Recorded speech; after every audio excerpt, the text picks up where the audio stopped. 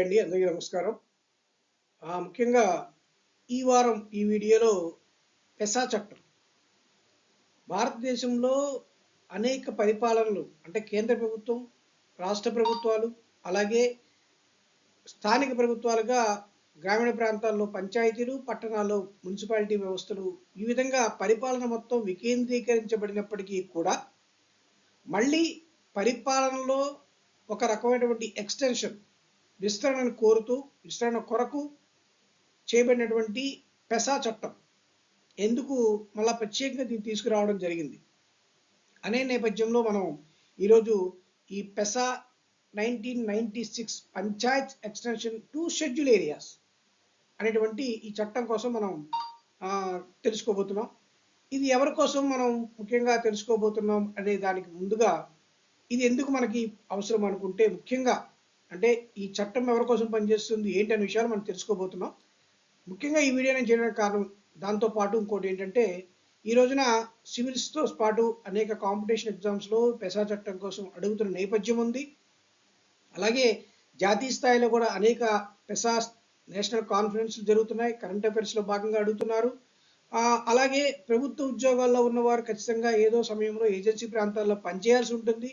So అటువంటి సందర్భాల్లో కేవలం ఏజెన్సీ ప్రాంతాల్లో మున్సిపాలిటీ వ్యవస్థ లేకపోతే పంచాయతీ వ్యవస్థ మాత్రమే కాకుండా ఖచ్చితంగా ఒక పంచాయతీకి ఎక్స్టెన్షన్ చేస్తూ చేయబడినటువంటి పెసా యాక్ట్ ఆధారంగా ఆయా ప్రాంతాల్లో మనం ఉద్యోగ బాధ్యతలు కూడా నిర్వహించవలసి ఉంటుంది. కాబట్టి ఆ యొక్క ఉద్యోగస్తులకి, అలాగే ముఖ్యంగా ఈ పెసా చట్టం ద్వారా తమ యొక్క హక్కులు ఏంటి, వాటిని తాము ఎలా కాపాడుకునేటువంటి అవకాశాలు ఉన్నాయనే విషయంలో ఆ పెసా చట్టం పరిధిలో వచ్చేటువంటి ప్రాంతాలకు ప్రజలకు కూడా ఈ వీడియో అవసరం అవుతుందనేటువంటి ఉద్దేశంతో నేను ప్రత్యేకించి ఈ వీడియో చేయడం జరుగుతుంది.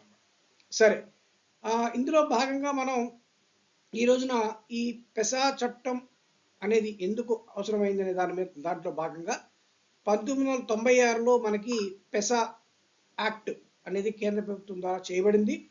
పెసా PESA అంటే Panchayat extension in schedule areas అనేటువంటి ఈ యొక్క చట్టాన్ని ఆ రోజున చేయడం జరిగింది. సో ఈ చట్టంలో ఉండేటువంటి 3 పదాలు, అంటే మొత్తం ఈ చట్టం పేరుని ఒక 3 పదాలుగా విభజిస్తే మనకి దీని అర్థం కొంతవరకు స్పష్టత వస్తుంది. ఒకటి పంచాయత్స్. పంచాయతీస్ అంటే మనకు తెలుసు, భారతదేశంలో పరిపాలన వికేంద్రీకరణలో భాగంగా కేంద్రము, రాష్ట్ర ప్రభుత్వాలతో పాటు స్థానిక ప్రభుత్వాలుగా పట్టణాల్లో మున్సిపాలిటీ వ్యవస్థలు, పురపాలక వ్యవస్థని, అలాగే గ్రామీణ ప్రాంతాల్లో పరిపాలనని పంచాయతీ వ్యవస్థలు నిర్వహిస్తూ ఉంటాయి. సో భారతదేశం పరిపాలన గ్రామీణ స్థాయిలో జరిగేటువంటి స్థానిక ప్రభుత్వ వ్యవస్థలుగా మనం పంచాయతీలు చెప్పుకుంటాం. సో అటువంటి పంచాయతీలు భారతదేశంలో మనకి భారత రాజ్యాంగం ఆర్టికల్ 243 ద్వారా ఈ పంచాయతీరాజ్ వ్యవస్థని మనం ఏర్పాటు చేసుకున్నాం. తర్వాత 73, 74 సవరణ ద్వారా 1990లో 92 ఆ సమయంలో చేసినటువంటి 73, 74 రాజ్యాంగ సవరణ ద్వారా 73 ద్వారా ముఖ్యంగా గ్రామీణ పరిపాలన సంబంధించి పంచాయతీలని, అలాగే 74 ద్వారా పురపాలక సంఘాలు, మున్సిపాలిటీ, అర్బన్ వ్యవస్థని మనం ఏర్పాటు చేసుకుంటూ ముందుకు వెళ్తున్నాం. సో ఇందులో ముఖ్యంగా గ్రామీణ ప్రాంతాలకు సంబంధించినటువంటి పరిపాలనా వ్యవస్థగా పంచాయతీ గురించి మనకు తెలుసు. అలాగే రెండవది ఎక్స్టెన్షన్ అనే పదం. ఏంటి ఎక్స్టెన్షన్ చేశారు అంటే, ఆల్రెడీ మనకు ఒక వ్యవస్థ ఉంది, రాజ్యాంగబద్ధంగా ఏర్పడినటువంటి పంచాయతీ అనేటువంటి ఒక వ్యవస్థ ఉంది. ఈ పంచాయతీ అనే వ్యవస్థని మళ్ళీ విస్తరించారు. ఎందుకు విస్తరించారు, దేనివల్ల మళ్ళీ పంచాయతీని విస్తరిస్తూ చేశారంటే టు షెడ్యూల్ ఏరియాస్, అంటే ప్రత్యేకించి గ్రామీణ పరిపాలనలో ఉండేటువంటి పంచాయతీరాజ్ వ్యవస్థ, పంచాయతీ పరిపాలనని అలాగే అమలు చేస్తూ దాన్ని షెడ్యూల్ ఏరియాల్లోకి వచ్చేటప్పటికి దాన్ని పూర్తిగా ఎటువంటి పంచాయతీరాజ్ వ్యవస్థ ఉందో అలాగే కాకుండా, అంటే ఆర్టికల్ 243లో ఉండేటువంటి పంచాయతీరాజ్ వ్యవస్థనే కాకుండా దాన్ని షెడ్యూల్ ప్రాంతాలలో ఉండేటువంటి పరిస్థితుల ఆధారంగా, వ్యవస్థల ఆధారంగా, అవన్నీ మనం చూద్దాం వీడియోలో, వీటన్నిటి ఆధారంగా మళ్ళీ ఈ యొక్క పంచాయతీరాజ్ సిస్టమ్ని, పంచాయతీరాజ్ పరిపాలనని విస్తరిస్తూ ఎక్స్టెన్షన్ చేస్తూ ఈ చట్టాన్ని తీసుకొచ్చారు. దాన్ని పెసా, పంచాయతీ ఎక్స్టెన్షన్ షెడ్యూల్ ఏరియాస్ అంటారు. సో సింపుల్గా పంచాయతీ పరిపాలన జరుగుతున్నటువంటి గ్రామీణ ప్రాంతాలు షెడ్యూల్ ఏరియాల్లో కనుక ఉంటే ఆ యొక్క షెడ్యూల్ ఏరియాల్లో ఖచ్చితంగా ఈ యొక్క పంచాయతీ పరిపాలనని మళ్ళీ విస్తరిస్తూ చేయబడిన చట్టంగా మనం ఈ యొక్క పెసా చట్టాన్ని చెప్పుకుంటాం. మరి ఎవరి కోసం చేశారు? ఇప్పుడే అనుకున్నాం. ఆల్రెడీ గ్రామీణ ప్రాంతాలు భారతదేశంలో ఉన్నాయి. గ్రామాల ప్రాంతాల పరిపాలన చేయడం కోసం మనం గ్రామీణ పరిపాలన వికేంద్రీకరిస్తూ స్థానిక ప్రభుత్వాలను గ్రామ పంచాయతీరాజ్ వ్యవస్థలు తీసుకొచ్చుకున్నాము. జిల్లా పరిషత్లు, మండల పరిషత్లు, గ్రామ పంచాయతీలు అంటూ. మళ్ళీ ప్రత్యేకించి పెసా చట్టాన్ని ఎవరి కోసం చేయాల్సి వచ్చిందంటే, ముఖ్యంగా మనం 243 ఆర్టికల్ తీసుకుని పంచాయతీరాజ్ వ్యవస్థలు తెచ్చినప్పటికీ కూడా తర్వాత దీని నేపథ్యంలో కొంతమంది కోర్టులకు వెళ్ళడం కానివ్వండి, అభ్యంతరాలు తెలియజేయడం కానీ జరిగింది. ఎందుకు? ఇది భారతదేశంలో ఉన్నటువంటి అన్ని గ్రామాలకు వర్తించదు. ముఖ్యంగా కొన్ని ప్రత్యేకమైన ప్రాంతాల్లో ఉండేటువంటి గ్రామాలకు వర్తించదు. ఎందుకంటే కొన్ని ప్రత్యేకమైన పరిస్థితులు ఉంటాయి. ముఖ్యంగా ఏంటంటే షెడ్యూల్ ప్రాంతాలు. షెడ్యూల్ ప్రాంతాలు అంటే ఏంటి? షెడ్యూల్ ఏరియాస్ అంటే ఏంటి? భారత రాజ్యాంగంలో కొన్ని షెడ్యూల్స్ ఉన్నాయి. భారత రాజ్యాంగం రకరకాలు ఉంటాయి, షెడ్యూల్స్, ఆర్టికల్స్ ఇలాగా. సో కొన్ని షెడ్యూల్స్లో షెడ్యూల్ నెంబర్ 5, షెడ్యూల్ నెంబర్ 6, ఈ రెండు షెడ్యూల్స్లో కొన్ని ప్రత్యేకమైన ప్రాంతాలని కొన్ని భారతదేశంలో ఉండేటువంటి కొన్ని ప్రత్యేకమైన ప్రాంతాలని షెడ్యూల్ ఏరియాల కింద అనుకున్నారు. అంటే మనకి భారత రాజ్యాంగం వచ్చిన 1990లోనే కాన్స్టిట్యూషన్ ఆర్డర్ నెంబర్ 9 కూడా వచ్చింది. దీని ద్వారా తర్వాత వచ్చేటువంటి కొన్ని కాన్స్టిట్యూషన్ ఆర్డర్లు, గజెట్ల ద్వారా పూర్తిగా మనం భారతదేశంలోని షెడ్యూల్ ప్రాంతాలని మనం ఆ రోజు డిక్లేర్ చేయడం జరిగింది. అంటే కొండ ప్రాంతాలు, ఏజెన్సీ ప్రాంతాలు, అటవీ ప్రాంతాలు, ఇటువంటి ప్రాంతాలు ఉండేటువంటి వాటిని కొన్ని షెడ్యూల్ ప్రాంతాలుగా తీసుకుంటూ షెడ్యూల్ 5, షెడ్యూల్ 6 తీసుకున్నాం. సో షెడ్యూల్ 6లో ఉండేటువంటివన్నీ కూడా ఈశాన్య ప్రాంతాలు, ఈశాన్య రాష్ట్రాలకు సంబంధించి అస్సాం ఇటువంటి ఈశాన్య ప్రాంతాల్లో ఉండేటువంటి ప్రత్యేక ప్రాంతాలుగా వాటిని మనం గుర్తించి షెడ్యూల్ 6లో పెట్టుకున్నాం. అలాగే అడవులు, ఏజెన్సీ, ఇటువంటి కొన్ని కొండ ప్రాంతాలు, ఇవన్నీ కలిపి కొన్ని ప్రాంతాలు, ముఖ్యంగా ఏజెన్సీ ప్రాంతంగా గుర్తించబడినటువంటి ప్రాంతాన్ని కూడా షెడ్యూల్ ఏరియాగా షెడ్యూల్ 5లో మనం పెట్టుకున్నాం. సో అటువంటి షెడ్యూల్ ఏరియాల కొరకు, అందులో నివసించేటువంటి గిరిజనుల కొరకు ఈ యొక్క పెసా చట్టాన్ని మనం చేయడం జరిగింది అన్నమాట. అంటే భారతదేశంలో షెడ్యూల్ ప్రాంతాలుగా గుర్తించబడినటువంటి, ముఖ్యంగా 5వ షెడ్యూల్ ప్రాంతాలుగా గుర్తించబడిన ప్రాంతాలలో నివసిస్తున్నటువంటి గిరిజనులు, మళ్ళీ ఆ గిరిజనులు అమెరికాలోనూ, హైదరాబాద్లోను, విశాఖపట్నంలో నివసిస్తే కాదు, ఆ యొక్క షెడ్యూల్ 5 ప్రాంతాల్లో నివసిస్తున్నటువంటి గిరిజనుల కోసం ప్రత్యేకంగా మనం పెసా చట్టాన్ని తీసుకురావడం జరిగింది. సో అసలు గిరిజనులు అంటే ఎవరు? మనకు తెలుసు.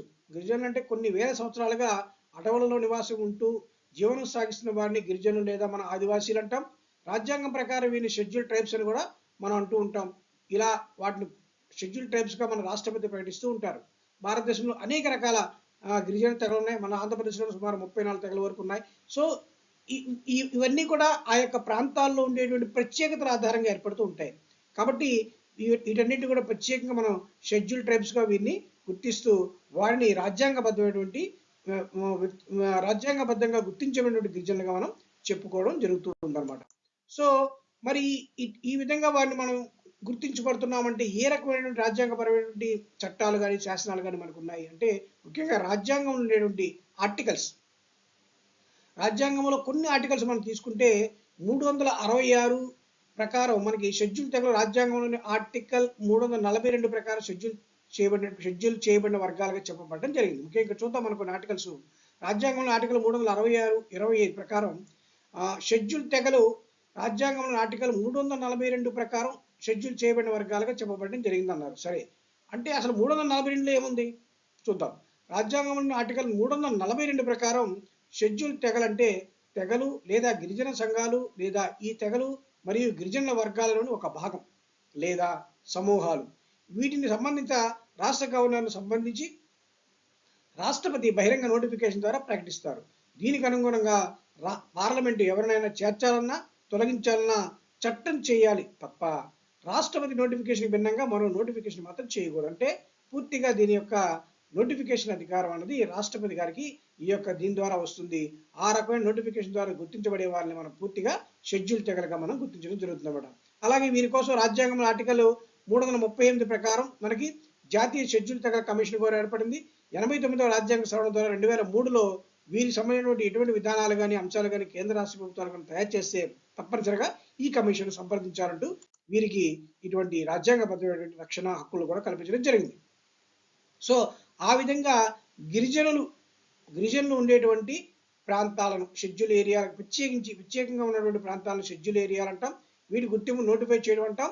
అలాగే భారత రాజ్యాంగంలో 5 షెడ్యూల్ మరియు 6వ షెడ్యూల్ ప్రాంతాల్లో వీటిని గుర్తిస్తాను కూడా మనం తెలుసుకుంటాం.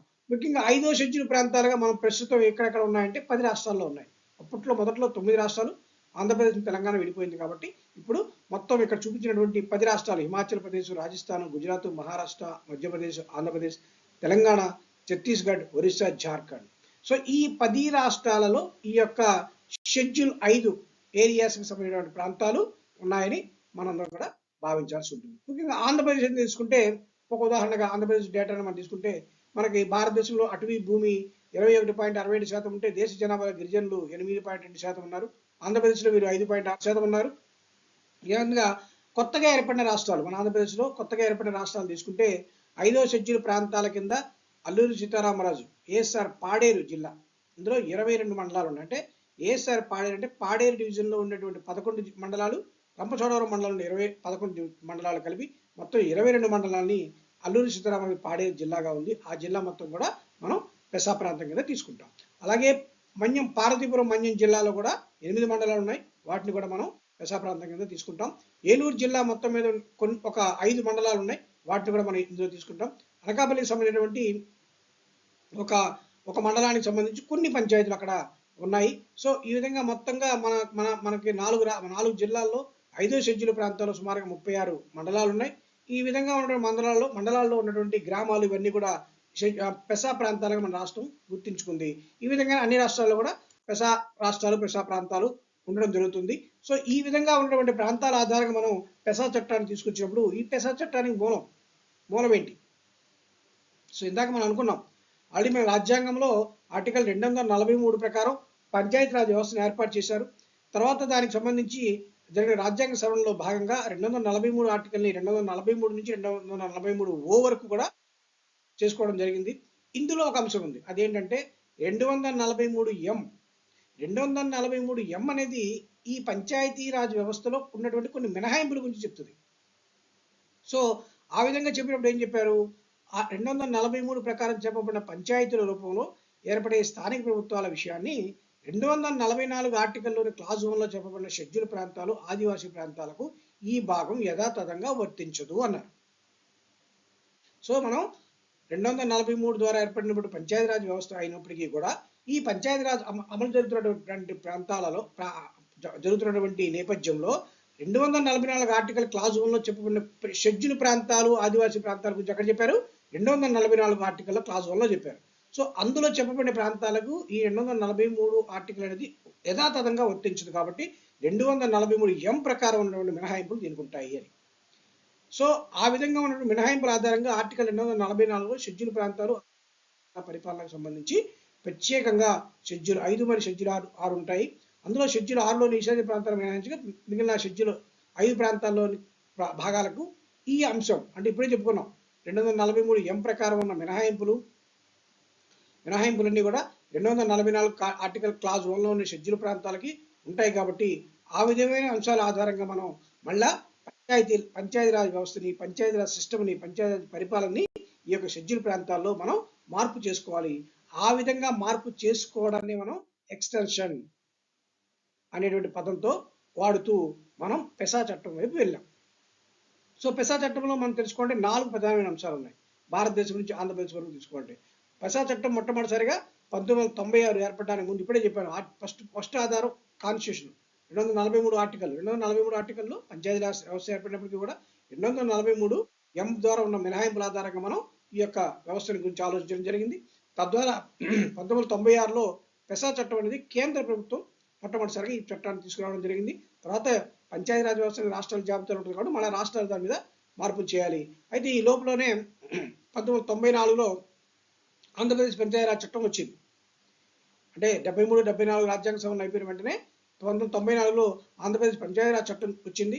ఆ ఆంధ్రప్రదేశ్ పంచాయతీరాజ్ చట్టం సెక్షన్ 242లో ఇటువంటి అంశాలు ఉన్నప్పటికీ కూడా పెసా చట్టం కోసం పూర్తిగా దాంట్లో ఎటువంటి ఇది లేకపోవడం వల్ల ఈ యొక్క 1994 చట్టంలో లేకపోవడం వల్ల తర్వాత గొడవలు కోర్టు కేసుల నేపథ్యంలో 1995లో వచ్చినటువంటి బూరియా అనేటువంటి ఒక కమిటీ ఈ యొక్క పెసా చట్టానికి సంబంధించిన నిబంధనలు ఏర్పడినటువంటి విషయాలు కూడా సిఫార్సు చేసింది. ఆ బూరియా కమిటీ నేపథ్యంలో దాని ఆధారంగా కూడా ఈ పెసా చట్టాన్ని మనం అమలు చేయాలి కాబట్టి దాని ఆధారంగా ఆంధ్రప్రదేశ్ పంచాయతీరాజ్ చట్టం 1994కి సవరణ చేస్తూ 1998లో ఆంధ్రప్రదేశ్ పంచాయతీ సవరణ చట్టం ఆంధ్రప్రదేశ్ పంచాయతీరాజ్ సవరణ చట్టాన్ని తీసుకొస్తూ సెక్షన్ 243లో సెక్షన్ 243A నుండి 243I వరకు ఈ యొక్క ఆంధ్రప్రదేశ్ పంచాయతీరాజ్ సవరణ ఎక్స్టెన్షన్ చట్టాన్ని చేశారు. అది ఆంధ్రప్రదేశ్లో పెసా అమలుకి మూలంగా ఉంది.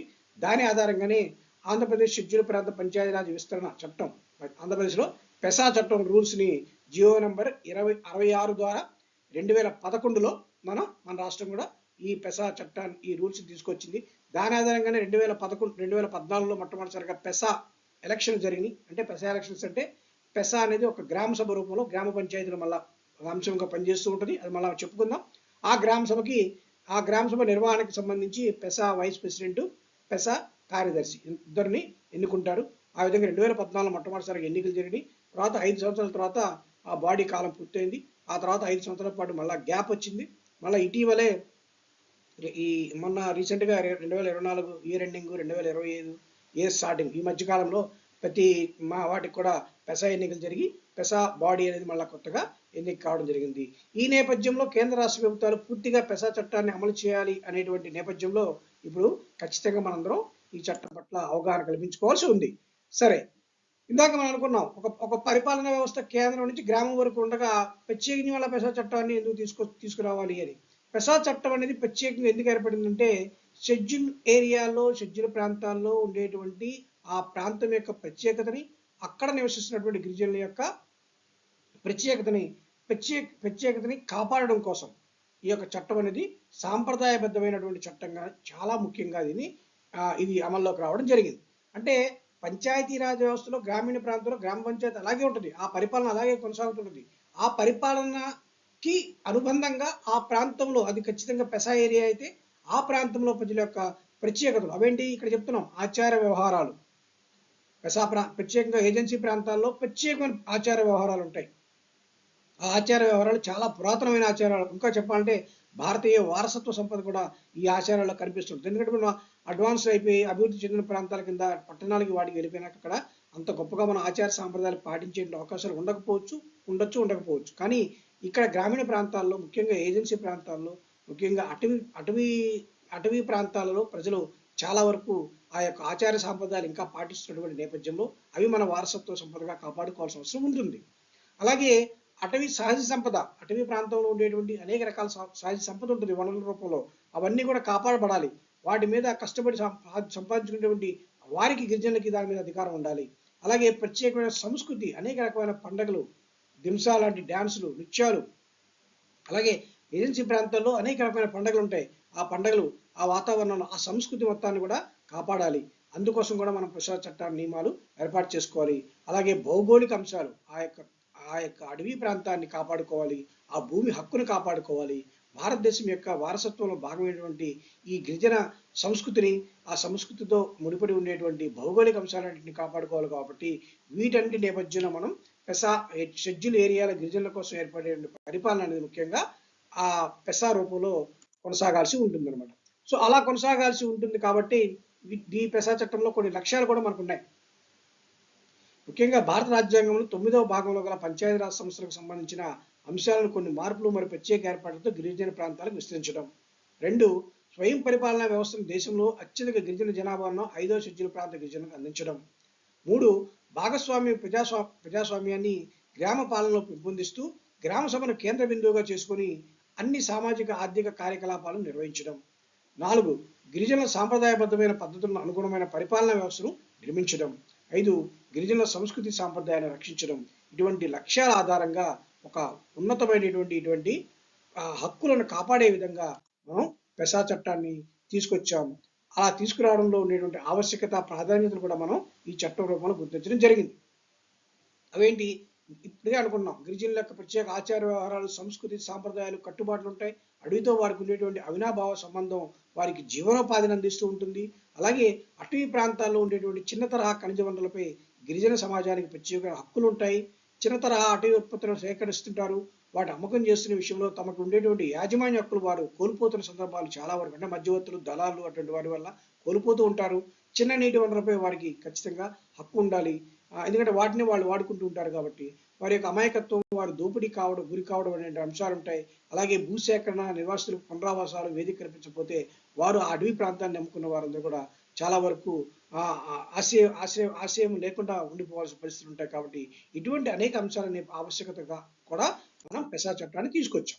సో పెసా చట్టాన్ని తీసుకొచ్చినప్పుడు దాన్ని ఒక మోడల్లో చూపించాలంటే సింపుల్ గా జిల్లా పరిషత్ ఉంది, మండల పరిషత్ ఉంది, గ్రామ పంచాయతీ ఉంది, ఇవి ఇలాగే ఉంటాయి.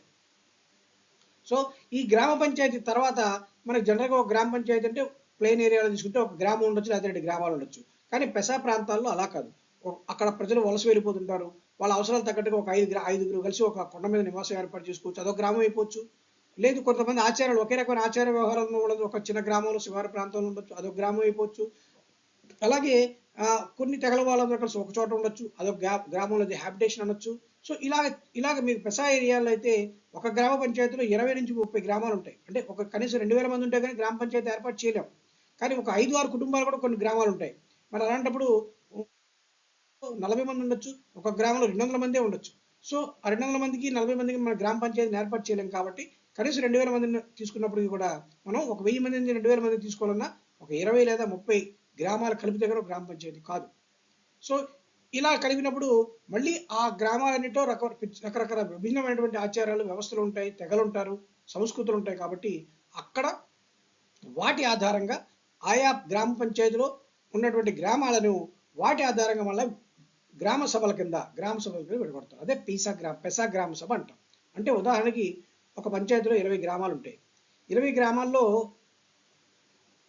కొంతమంది ప్రజల యొక్క ఆచార వ్యవహారాలు, కొన్ని రకాల తెగలు, కొన్ని రకమైన ప్రత్యేకమైనటువంటి సంస్కృతి, ఇలా ఉన్న వాటి ఆధారంగా ఒక 4 గ్రామాలను 5 గ్రామాలని ఒక పీసా గ్రామ సభ క్లస్టర్గా మనం డివైడ్ చేస్తాం. అది చట్ట ప్రకారమే అంతే. అంటే కొన్ని చోట్ల రెవెన్యూ గ్రామాలు, రెవెన్యూ జనాభా ఆధారంగా కూడా పెసా గ్రామ సభలు డిక్లేర్ చేశారు. బట్ కానీ నిజానికి ఏం చేయాలంటే ఖచ్చితంగా ఆ యొక్క ప్రాంతాల్లో ఉండేటువంటి ప్రజల ప్రత్యేక ఆచారాలు, సంస్కృతి, వారి యొక్క హక్కులు, వాటి ఆధారంగా వాటికి లభించేటువంటి విభిన్నమైన వనరులు, వీటి ఆధారంగా వాటిని 3 లేదా 4 అంటే అక్కడ ఉన్న ప్రత్యేక పరిస్థితుల ఆధారంగా 3 లేదా 4 పీసా గ్రామ సభల కింద మనం వాటిని ఖచ్చితంగా విభజిస్తూ ఆ పీసా గ్రామ సభ పరిధిలో ఈ పీసా గ్రామ సభకి మళ్ళీ ప్రత్యేక ఎన్నికల ద్వారా నిర్వహించడానికి 2 వ్యక్తులు ఏర్పడతారు. ఆ 2 వ్యక్తుల ద్వారా ఆ పీసా గ్రామ సభలు నిర్వహించబడుతూ ఆ పీసా గ్రామ సభలో ఉండేటువంటి ప్రజల యొక్క హక్కులు, ఆచారాలు, సాంప్రదాయాల ద్వారా వాళ్ళు ఏవైతే కోరుకుని నిర్ణయాలు తీసుకుంటారో, వారికి ఉన్నటువంటి భూమి హక్కు, వీటి మీద ఎటువంటి నిర్ణయాలు తీసుకుంటారో ఆ నిర్ణయాలను తీర్మాన రూపంలో ఆ పీసా గ్రామ సభ ఆమోదించిన తర్వాత పంచాయతీకి పంపిస్తారు. సో పీసా గ్రామ సభ ఆమోదించబడిన తీర్మానాన్ని ఖచ్చితంగా గ్రామ పంచాయతీ తనకున్న చట్ట పరిధి నేపథ్యం, అంటే కొన్ని విషయాలు గ్రామ పంచాయతీ కూడా అధికారాలు ఉంటాయి, పరిపాలనపరమైన అధికారులు గ్రామ పంచాయతీకి ఉంటాయి.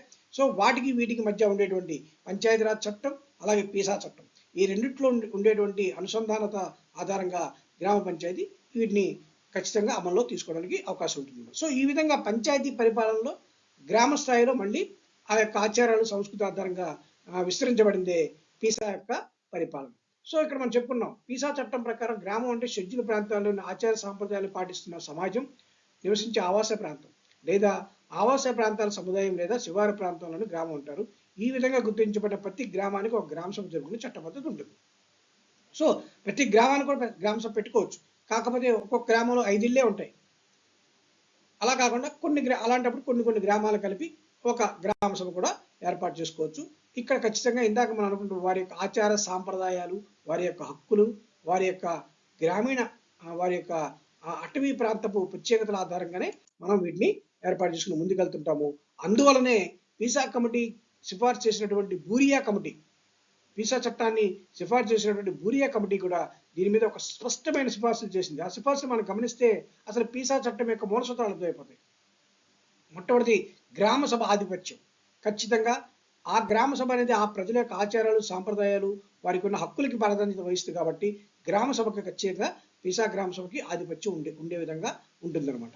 రెండవది, ఇది సాంప్రదాయపరమైన చట్టం, అలాగే సంఘర్షణల పరిష్కారం చూపించేటువంటి చట్టం. పరిపాలనా వ్యవస్థలు ఆల్రెడీ ఉన్నాయి, మండల పరిషత్, జిల్లా పరిషత్, గ్రామ పంచాయతీలు ఉన్నాయి, చట్ట ప్రకారం పనిచేస్తున్న, రాజ్యాంగ ప్రకారం ఉన్నాయి. కానీ ఇక్కడ ప్రత్యేకించి ఏంటంటే ఈ పరిపాలనలో భాగంగానే ప్రజలు ఉండేటువంటి ఆచార వ్యవహారాలు ఆ ప్రాంతం ఉండే ప్రత్యేకతల ఆధారంగా మనం చట్టాన్ని తెచ్చాం కాబట్టి వీరికి ఉండేటువంటి ప్రత్యేకతలన్నింటినీ కొన్ని సాంప్రదాయాల రూపంలో మనం చెప్పుకున్నాం కాబట్టి ఈ చట్టాన్ని ఒక సాంప్రదాయబద్ధమైన చట్టంగా మనం ఖచ్చితంగా అమలు చేసేటువంటి అవకాశం ఉంటుందన్నమాట. అలాగే సంఘర్షణ పరిష్కారం, ఆల్రెడీ వివాదాల పరిష్కార నేపథ్యం అనేది వాళ్ళ మధ్యలో ఉంది. అసలు మనకి అటవీ ప్రాంతాల్లో చాలా మంది గ్రామ పెద్దలు ఉంటారు, కోయిదర్లు ఉంటారు, అక్కడ చాలా వ్యవస్థలు ఉన్నాయి. ఆ వ్యవస్థల ద్వారా వాళ్ళు వివాదాలు, చిన్న చిన్న వివాదాలు అలా పరిష్కరించుకుంటారు. ఇంకా పరిష్కరించలేకపోతే పిసా గ్రామ సభకు వచ్చి పరిష్కరించుకుంటారు. కానీ వివాదం వేరు, నేరం వేరు. నేరం, ఆ వివాదం అనేది నేరం స్థాయికి వెళ్ళినప్పుడు ఖచ్చితంగా ప్రభుత్వం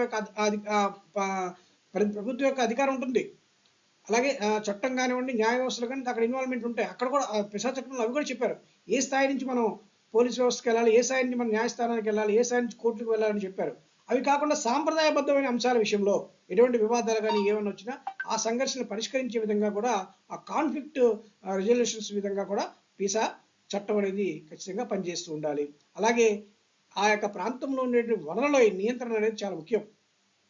వనరులు ఎలా నియంత్రించాలి, ప్రజలు ఏ విధంగా వనరులు సేకరించాలి, ఆ సేకరించిన వనరులకి గిట్టుబాటు ధరను ఎలా ఏర్పాటు చేసుకోవాలి, ఈ విషయాలన్నింటి మీద కూడా నియంత్రించే విధానం పిసా గ్రామ సభల రూపంలో ఈ యొక్క పిసా మూలసూత్రంగా ఉంది.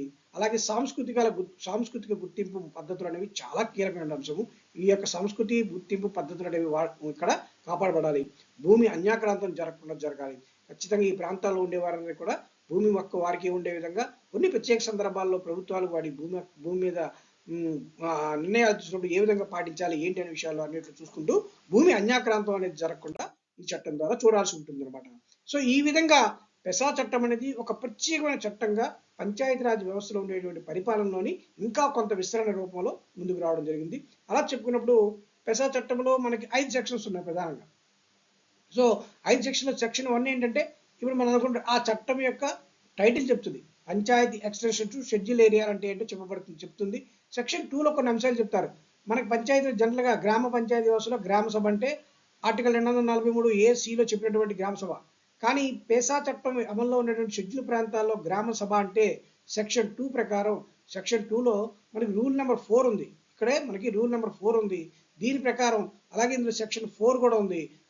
దాని ప్రకారం తీసుకుంటే గ్రామ సభ అంటే పిసా గ్రామ సభ కానీ మనం తీసుకోవాలి షెడ్యూల్ ప్రాంతాలలో. సో రెండోది కొన్ని మైనర్ వాటర్ బాడీస్ ఉంటాయి, చిన్న తరహా వాటర్ బాడీస్ ఉంటాయి. సో ఇటువంటి విషయాల్లో కూడా పిసా గ్రామ సభకి ఎటువంటి అవకాశాలు ఉన్నాయి అనేది కూడా సెక్షన్ 2లో చెప్తారు. అలాగే ముఖ్యంగా షెడ్యూల్ ప్రాంతాలు అంటే ఏంటి అనే విషయం చెప్పారు. ఇక్కడ పిసా షెడ్యూల్ ప్రాంతాల ఏరియాలో కమిషనర్ అంటే ట్రైబల్ వెల్ఫేర్ కమిషన్ అనేటువంటి అర్థంగా తీసుకోవాలని కూడా ఈ యొక్క సెక్షన్ 2లో చెప్పడం జరిగింది. సెక్షన్ 3లో 9వ భాగాన్ని పొడిగింపు, ఏ విధంగా 9వ భాగాన్ని పొడిగించారనే విషయాన్ని సెక్షన్ 3లో చెప్పారు. ముఖ్యంగా సెక్షన్ 4 అనేది చాలా పెద్ద సెక్షన్. ఇందులోనే మళ్ళీ సబ్ క్లాజుల రూపంలో అనేక విషయాలు, మొత్తం అసలు పిసా అడ్మినిస్ట్రేషన్ సంబంధించిన సెక్షన్ అంటే సెక్షన్ 4.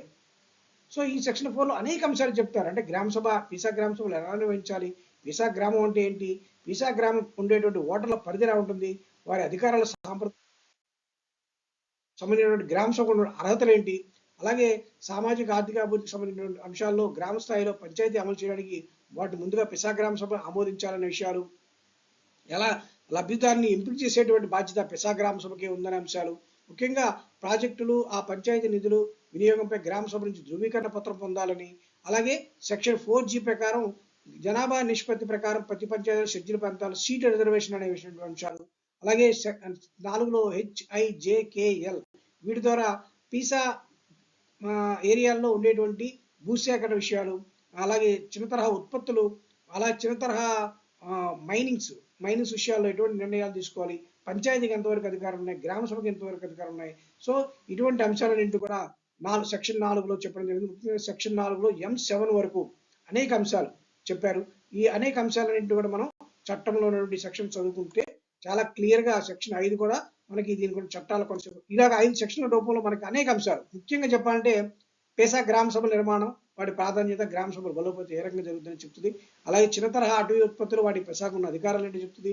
చిన్న తరహా ఖనిజాలు వాటిపై పెసాకున్న అధికారాలు ఏంటో చెప్తాయి. ముఖ్యంగా పెసా ప్రాంతాల్లో మాదక ద్రవ్యాల వినియోగం మరియు విషయాలు అంటారు, కానీ మాదక ద్రవ్యాలు కాదు, కానీ పెసా ప్రాంతాల్లో సాంప్రదాయపు పానీయాలు అంటే వారికి అక్కడ లభించేటువంటి చెట్ల ద్వారా తయారు చేసిన పానీయాలు కొన్ని ఉంటాయి. వాటిని ఉపయోగించుకోవడంలో ఎంతవరకు అవకాశం ఉంటుంది అనేటువంటి విషయాలు. అవి కాకుండా మత్తు పదార్థాలు మాదక ద్రవ్యాల మీద మాత్రం ఖచ్చితంగా నిషేధం ఎలా ఉంటుందనే విషయం. నెక్స్ట్ ఈ ఏరియాలో రుణాలు ప్రజలు రుణగ్రస్తత కాకుండా ఎటువంటి నియంత్రణ ఉందా అంశాలు చెప్తాయి. గిరిజన ప్రాంతాల యొక్క సాంప్రదాయ పద్ధతులు వాడి వివాదాలు ఎలా పరిష్కరించుకోవాలని అంశాలు చెప్తారు. అలాగే ఈ యొక్క ఏరియాలో ఉండేటువంటి పెసా ఏరియాలో ఉండేటువంటి అనేక రకాల భూములు అధికారుల ఈ విధంగా పెసా చట్టం ద్వారా మనం షెడ్యూల్ ప్రాంతాలలో నివసించేటువంటి గిరిజనుల హక్కుల కొరకు, వారి యొక్క హక్కులు కాపాడడం కొరకు, వారి ఆచార వ్యవహారాలు సాంప్రదాయాలను కాపాడుకోవడం కొరకు ఈ యొక్క చట్టాన్ని పూర్తి స్థాయిలో మనందరం అమలు చేయడంలో భాగస్వాములుగా ముందుకు నడవాల్సి ఉంటుంది. సో ఆ విధంగా మనం ఈ చట్టం ఎంత బాగా అమల్లో సక్సెస్ అవుతుందో అంత బాగా మన భారతీయ వారసత్వంలో ఒక భాగమైనటువంటి అడవి ప్రాంతం యొక్క హక్కులు, అలాగే అటవీ ప్రాంతం యొక్క సంస్కృతి, నాగరికత, ఆ యొక్క ఆచార వ్యవహారాలు, సాంప్రదాయాలు మనందరం కూడా కాపాడుకోవడానికి అవకాశం ఏర్పడుతుంది. అలాగే దీన్ని పూర్తిగా ఒక సాంప్రదాయబద్ధమైనటువంటి చట్టం అనేటువంటి అంశాన్ని తీసుకుని ఆ నేపథ్యంలో మన యొక్క షెడ్యూల్ ప్రాంతాల్లో ఉండే గిరిజనుల హక్కులు కాపాడే విధంగా ఈ చట్టాన్ని మనం ముందుకు తీసుకెళ్లాలనే భావనతో దీన్ని మనం ఎగ్జామ్స్ లో కూడా చక్కగా ప్రజెంట్ చేయగలిగితే మంచి మార్కుల్ని మనం పొందడానికి అవకాశం ఉంటుంది. కాబట్టి ఆ విధంగా పెసా చట్టాన్ని మనం అర్థం చేసుకోవాల్సి ఉంటుందిగా కోరుతూ థ్యాంక్ యూ వెరీ మచ్.